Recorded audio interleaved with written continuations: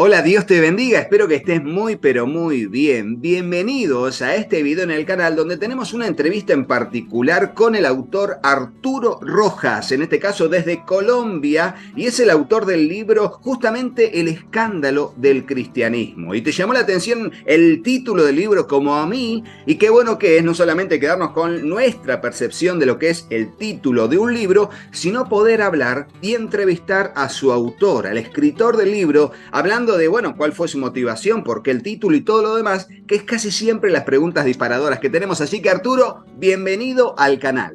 Muchas gracias, Rodo. Sí, aquí complacido de haber recibido esta invitación por parte de ustedes y con muchos deseos de poder también hablar un poco del libro y de las circunstancias que me llevaron a escribirlo, porque pues como lo acabas de decir, eso es ilustrativo y le brinda más luces a las personas sobre el contenido del libro y sobre cuál es el propósito, cuál es la intención que se persigue al escribirlo. Así que aquí estoy disponible para todo lo que tú consideres oportuno y necesario en este propósito. Muy bien, en sí, la primera pregunta tiene que ver con, bueno, un poco la motivación, sobre todo al momento de la elección de un libro, ¿no? De un título Mm. para un libro. Y cuando uno elige un título, uno tiende a querer generar, bueno, interés en las personas. Pero la palabra escándalo, ¿no? Escándalo es bueno, es movilizadora de cierta preocupación y sobre todo por dónde viene el libro, por dónde viene con ese título y por ahí arrancamos, Arturo.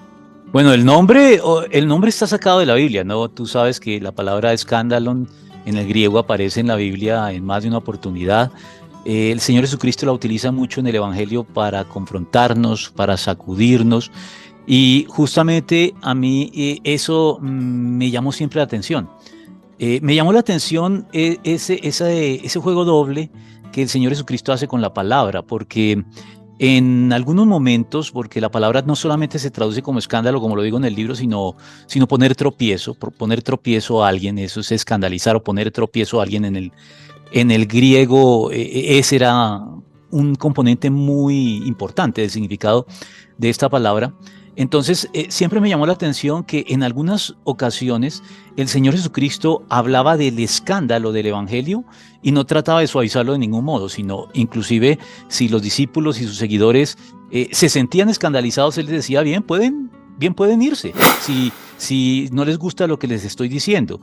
Como quien dice, yo no le voy a bajar el tono a lo que estoy diciendo simplemente por consideración a sus sensibilidades de conciencia. Entonces, si les escandaliza, pues miren, entonces, ¿a quién quieren seguir? Pero yo seguiría hablando de esto. Sin embargo, en otras oportunidades veía que también él, por ejemplo, cuando le requieren el impuesto para el templo, que él hace un milagro con un pez del cual saca la moneda para pagar el impuesto de Pedro y de él también dice que aunque en este caso él no estaría obligado a pagar el impuesto, él dice, pero para no escandalizarlos, ve al río, saca un pez. Entonces, este doble juego por el que el Señor dice, no escandalicemos innecesariamente a la gente, pero al mismo tiempo hay aspectos del Evangelio que si les parecen escandalosos no se van a cambiar ni suavizar. Eso comenzó a inquietarme y a darme la idea de un libro en el que yo pudiera recoger en la Biblia los aspectos que son innecesariamente escandalosos por parte de la iglesia cuando presenta el Evangelio y que pueden obrar en perjuicio y que pueden incluso ser aspectos en los que tendremos que rendirle cuenta a Dios por no haber evitado esos escándalos innecesarios, y otro en el cual quise resaltar los aspectos, si se quiere, escandalosos del Evangelio que no se deben suavizar de ningún modo porque se le despoja de su gloria, se le despoja de su auténtico sentido, de su originalidad y de sus aspectos inherentes, propios del mensaje del Evangelio. Un título que nos llama mucho la atención, sobre todo frente a lo que es la palabra escándalo utilizado, como usted bien lo dijo, ¿no? Donde una parte es el escándalo que causa las enseñanzas de Cristo, que demandan mayor compromiso, y por otro lado también a ciertos desmanes o idas de lo que es la ética de conducta cristiana, o, bueno, un criterio de conducta totalmente, bueno, antidoctrinal, fuera de la doctrina, que generan escándalos en la sociedad, teniendo como protagonistas a los cristianos. El libro se divide en dos grandes partes, ¿no? Y en esa funcionalidad es que quiero que nos diga por qué lo dividió y cuál fue su propósito en base al contenido en cada una de esas dos grandes partes. Sí, va en línea de continuidad con lo que te acabo de decir en cuanto al título. El título se origina en las dos actitudes que el Señor Jesucristo tiene hacia el escándalo, en una primera, bueno, no importa tanto el orden, pero una por la cual él no buscaba mitigar ni suavizar los aspectos escandalosos del cristianismo, y otra en la cual sí invita a sus seguidores en los mismos evangelios y a través de las epístolas que son inspiradas también por él, aunque sean de autoría humana diferente a la suya, nos invita a no escandalizar innecesariamente y de manera culpable a los que se encuentran al margen del evangelio. Entonces, esas dos actitudes dieron lugar a los dos capítulos. En la primera parte, o los dos capítulos, no, perdón, las dos partes, porque cada parte tiene una cantidad de capítulos mucho más numerosa.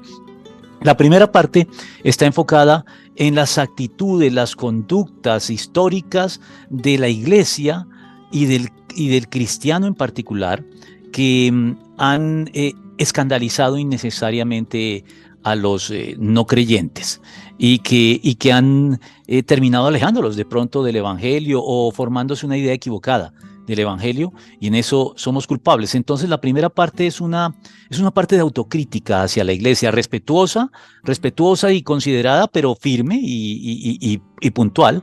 Y lo hago así porque pues yo soy parte de la iglesia, ¿no? Yo si quiero que me traten con consideración, tengo que ser considerado hacia la misma institución de la que formo parte. Yo soy miembro de la iglesia, así que todas las críticas o las autocríticas que yo dirija a la iglesia son críticas a mí mismo, en mayor o menor grado.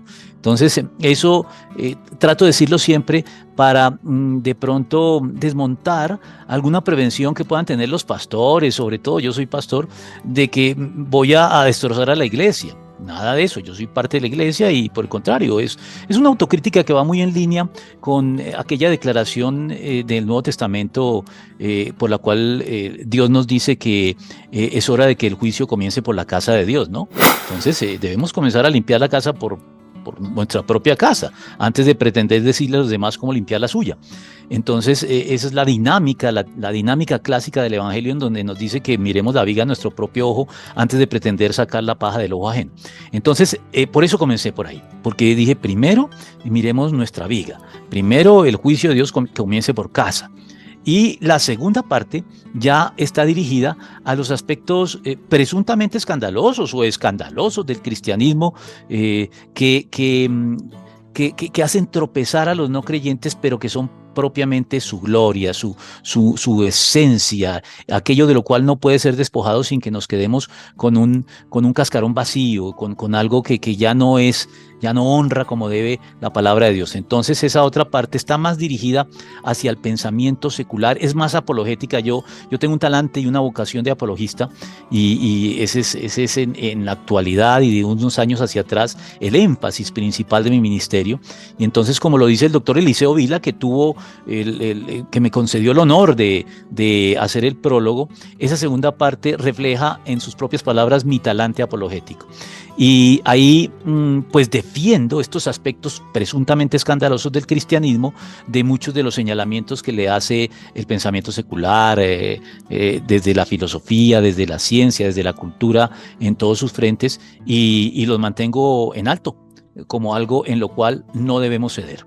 Lo bueno que nos permite tener un libro como lo que es en sí el escándalo del cristianismo, sobre todo ¿para qué? Para constantemente afianzar o reforzar criterios de vida cristianos basados en la palabra de Dios, en la sana doctrina, pero desde un punto de vista racional, cotidiano y actual. ¿no? Donde nos proponemos, bueno, entender que al mundo no le va a gustar ciertas cosas que la iglesia tiene que seguir haciendo y tiene que retroalimentar, y de hecho, no sé si coincide conmigo, Arturo, pero vio que la iglesia, sobre todo hoy en día con las redes sociales y todo lo demás, está muy atacada por la secularización o lo que también puede ser llamado la mezcla de conceptos, ideologías y criterios de otras religiones, en lo que provoca una iglesia híbrida, con la idea de no quedar mal con otros. Simplemente Así esto. es. O sea, la idea es no caerle mal al otro, no generar Ujú, ese escándalo, pero que en su libro se ve claramente que es necesario.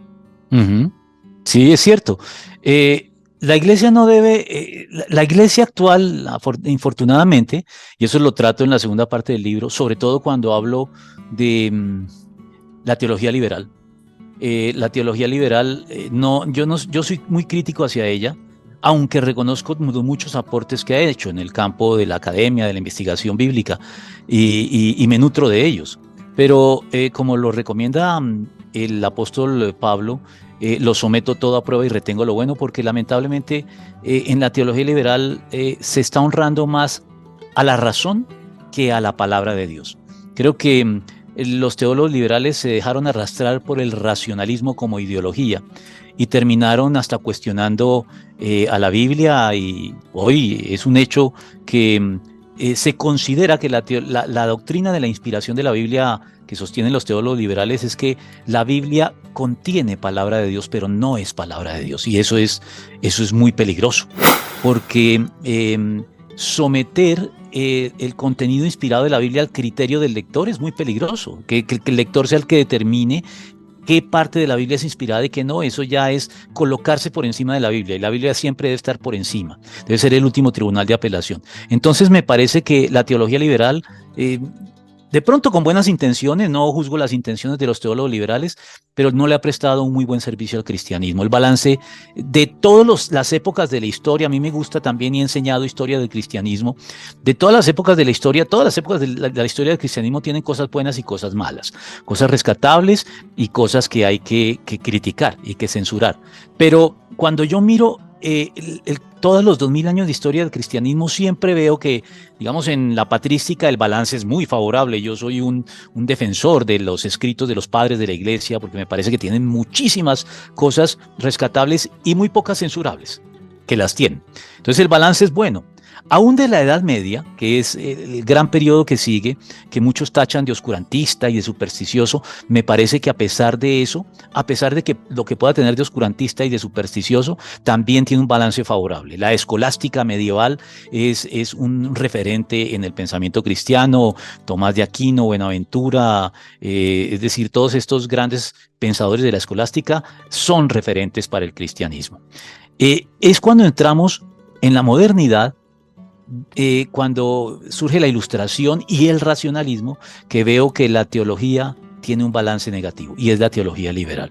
Es justamente en relación con la teología liberal que un teólogo neortodoxo, es decir, los neortodoxos estaban a medio camino entre los conservadores y los liberales, ya eran críticos hacia el propio liberalismo en que habían sido formados, como Reinhold Niebuhr dijo en cierta oportunidad una frase memorable. Dice que lo que la teología liberal clásica ha hecho es dejarnos con un evangelio de este tipo: un Dios sin ira lleva a gente sin pecado a un reino sin juicio mediante la obra de un Cristo sin cruz. Entonces eso es la teología liberal, y me enfoco mucho en la segunda parte, en esa autocrítica hacia la teología liberal y después hacia el pensamiento secular, con el que la teología liberal parece haber hecho causa común. Yo digo a veces de los teólogos liberales que con amigos así, ¿para qué enemigos? No los necesitamos. Si ya los tenemos dentro de la institución, no nos están ayudando a combatir las ideas o los ataques contra el cristianismo desde fuera de la iglesia. Ellos mismos están infiltrados por parte del pensamiento secular. Y sí, lo que dices es muy cierto. Hoy el cristianismo está en una batalla cultural que vemos en todas las partes del mundo, alrededor de temas que son especialmente sensibles, como la aprobación del aborto, la ideología de género, y bajar la guardia y aceptar a todas las personas preferencias sexuales, cualesquiera que sean dentro de la iglesia. Eso es una batalla cultural que estamos viviendo. La eutanasia, en fin, otra cantidad de cosas, todas ellas abonadas por algo desde el pensamiento secular, al que le dedico un capítulo también, así como se le dedicó a la teología liberal, le dedico un capítulo a lo que consideramos o llamamos el pensamiento políticamente correcto. El pensamiento políticamente correcto sobre papel es muy tolerante, muy incluyente, menos con el cristianismo. El pensamiento políticamente correcto es tolerante con todo, menos con el cristianismo, y el pensamiento políticamente correcto no aguanta un análisis racional, como lo dices, porque sus presunciones se contradicen a sí mismas, ¿no? Se alimenta por una cantidad de ideologías que hoy afirman que no existen verdades absolutas, pero esa misma declaración ya es una declaración absoluta. Entonces ya eso contradice a todas esas ideologías como el pluralismo, el multiculturalismo, el relativismo, el escepticismo. Todas ellas nutren al pensamiento políticamente correcto, que quiere ser tolerante con todos menos con el cristianismo. Y además esa tolerancia que el pensamiento políticamente correcto quiere promover es un producto del cristianismo al que ataca. Es decir, ellos trabajan con capital prestado.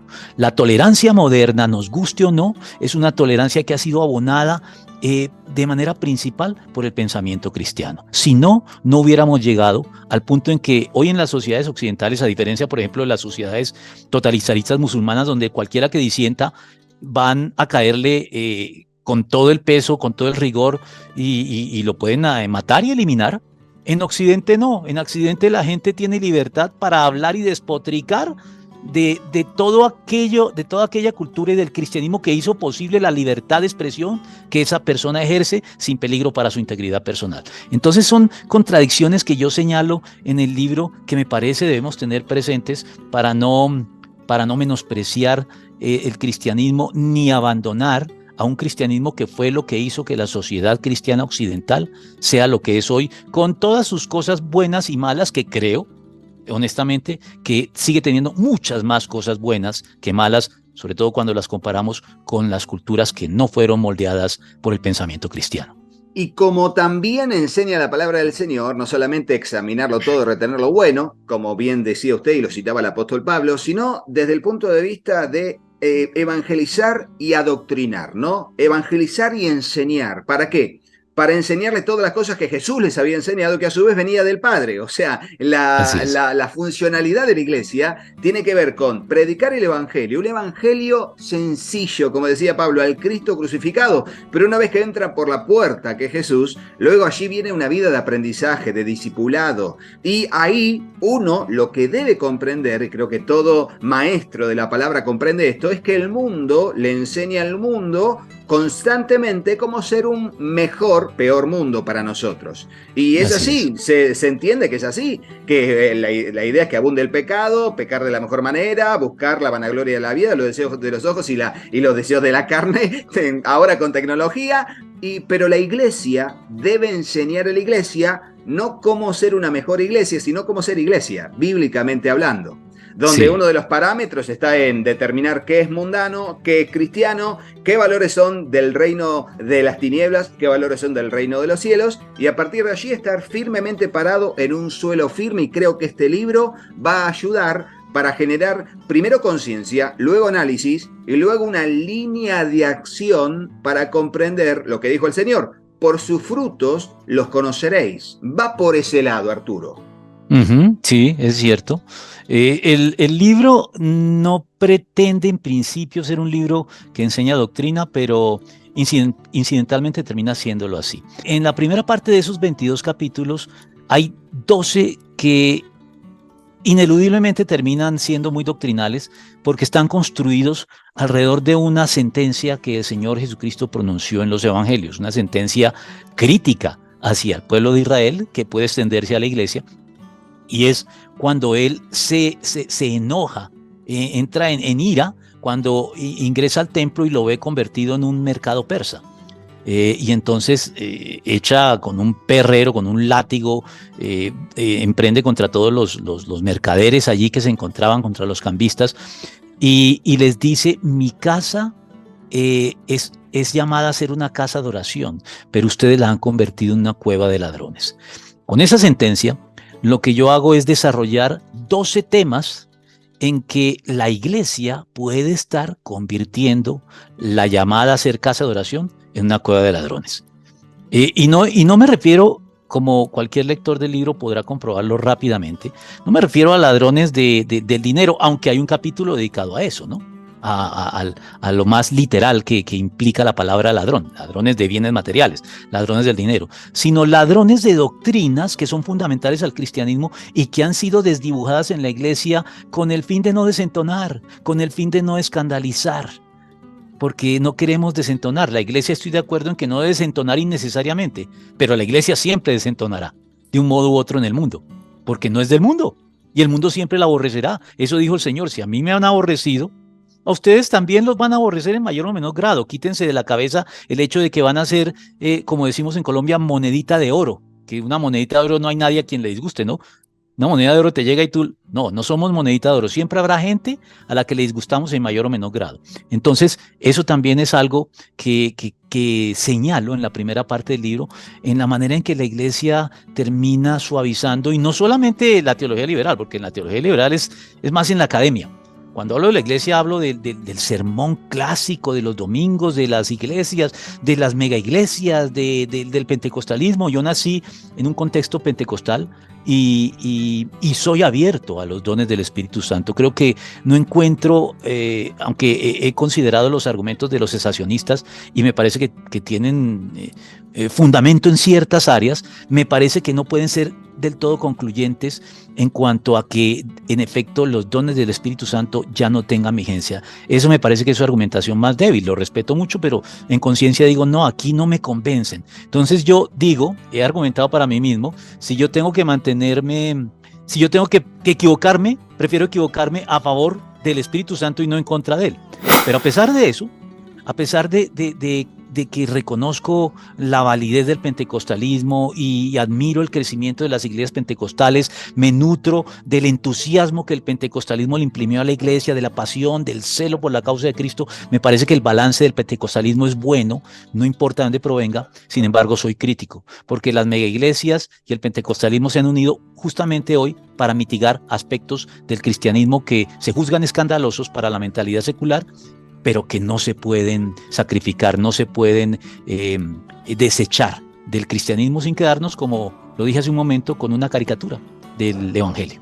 Sí, caricatura que en realidad lo que hacen las personas del mundo es agrandarlas, ¿no? Y pasar de esa caricatura a un chiste burlón y generar un escándalo en base a eso, ¿no? Bueno, solamente lo tomo así entre paréntesis cuando de hecho el apóstol Pablo le decía a los corintios: miren, yo prefiero hablar con 5 palabras en castellano o en el idioma conocido que 1000 palabras en lenguas, para que los que vengan de afuera no se escandalicen, no está la palabra, pero en el contexto pega, con eso. Sí. Dicen, no entiendo nada, estos están todos locos, ¿no? Y eso mismo también con el tratamiento del dinero, con el tratamiento de las relaciones humanas. O sea, es como que de repente la iglesia se olvidó de que es iglesia en base a la palabra de Dios y a lo que enseñan las epístolas pastorales, lo que el Señor, el Maestro, y hay como un criterio intermedio entre lo que el mundo piensa que esto está mal y lo que Dios quiere, y está ahí en el medio. Es una nebulosa subjetiva de pensamiento subjetivo de cada líder, ¿no? Y la gente se convierte en lo que el líder le predica. Por eso tan importante es que los líderes tengan este libro y puedan llegar al conocimiento de lo que la palabra de Dios enseña, por medio de una autocrítica también y por medio de un deseo de que Jehová cumpla su propósito en nosotros, así de esta manera. Sí, además, Rodo, si los líderes, una de las cosas que me gustó mucho del prólogo que hace el doctor Eliseo Vila, presidente de la editorial CLIE, y esa frase está extractada en la portada del libro, dice: un libro indispensable para todos los líderes espirituales y todos los creyentes reflexivos. Entonces, esa distinción que él hace entre los líderes espirituales y los creyentes reflexivos también debería motivar más a los líderes pues, más que a leerlo, a ser consciente de las de las cosas que se señalan allí, porque pues no creo que sea el único de pronto que estoy viendo estas cosas, sino que tal vez desde otros frentes otros también las están señalando. No pretendo haber descubierto el agua tibia, ni mucho menos en ese libro, pero fíjate la distinción que él hace. Los líderes espirituales y todos los creyentes reflexivos, si los líderes no lo hacen, los creyentes reflexivos lo harán en sus iglesias y pueden convertirse en un factor que sea una espina en el costado para sus líderes si ellos no también hacen este ejercicio, porque comenzarán de pronto a señalarles cosas que a la luz de la palabra ellos comienzan a descubrir que sí, que esa crítica está fundamentada y que son cosas que en la iglesia deben cambiar.